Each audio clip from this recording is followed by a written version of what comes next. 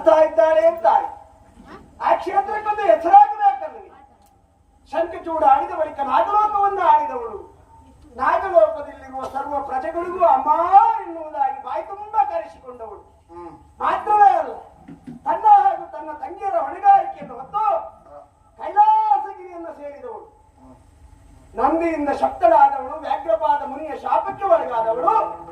ಇಂದು ತನಗೆ ಯೋಗ್ಯವಾದ ನೆಲೆ ಇದೆ ಎನ್ನುವುದಾಗಿ ಇಲ್ಲಿ ಸೇರಿದ್ದಾಳೆ ಎಂಬಲ್ಲಿಗೆ ಅರಸಿಯಾಗಿದ್ದವಳು ಅರಸುತ್ತಾ ಬಂದು ಕಾನೂನು ತನ್ಮತಿ ಇರುವ ಹುತ್ತವನ್ನು ಸೇರಿದ್ದಾಳೆ.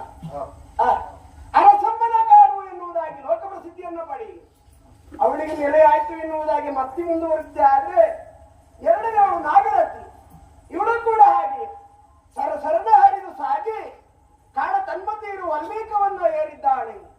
ತಲೆಯಾಡಿಸ್ತಾ ಇದ್ದಾಳೆ, ಹರಸ್ತಾ ಇದ್ದಾಳೆ ಅಂತ ಆಯ್ತು. ಹಾಗಂತ ಈ ಕ್ಷೇತ್ರಕ್ಕೊಂದು ಹೆಸರಾಗಬೇಕಲ್ಲವೇ?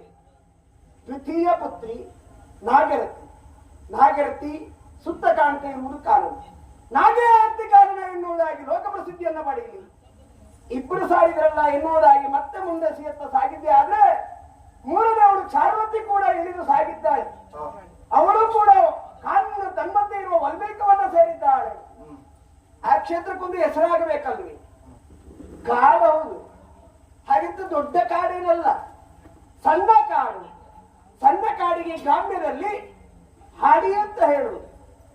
ಹಾಡಿಯ ತನ್ಮಧ್ಯೆ ಇರುವಂತಹ ವಲ್ಮೀಕವನ್ನು ಚಾರುವತಿ ಸೇರಿದ್ದಾಳೆ.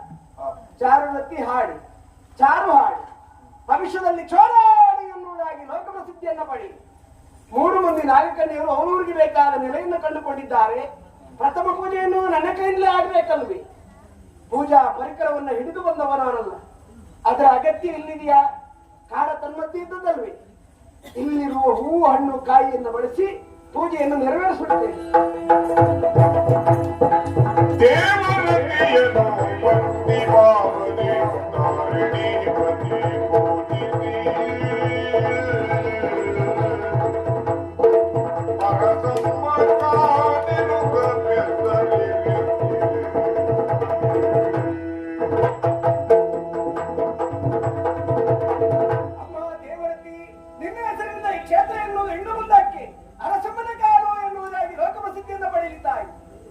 ಜೀವರುಗಳೆಲ್ಲ ಬದುಕಿನಲ್ಲಿ ಅರಸುವುದೇ ಅಲ್ವೇ?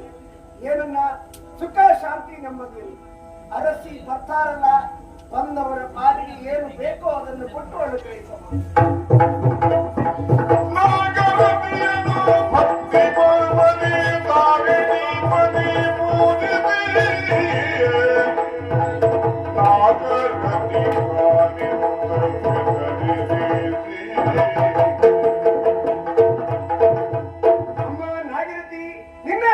ಕ್ಷೇತ್ರ ಎನ್ನುವುದು ಇನ್ನು ಮುಂದಕ್ಕೆ ನಾಗರತಿ ಕಾರಣ ಎನ್ನುವುದಾಗಿ ಲೋಕಪ್ರಸಿದ್ಧಿಯನ್ನು ಪಡೆಯುತ್ತಾರೆ. ಜೀವನದಲ್ಲಿ ಮಹತ್ತರ ಘಟ್ಟಗಳೆರಡು, ತ್ಯಾಗ ಹಾಗೂ ಭೋಗ. ಬದುಕಿನಲ್ಲಿ ಏನನ್ನು ಬಯಸಿ ಬರ್ತಾರೋ ಅದನ್ನು ಕೊಟ್ಟು ಉದ್ಧರಿಸಬಹುದು.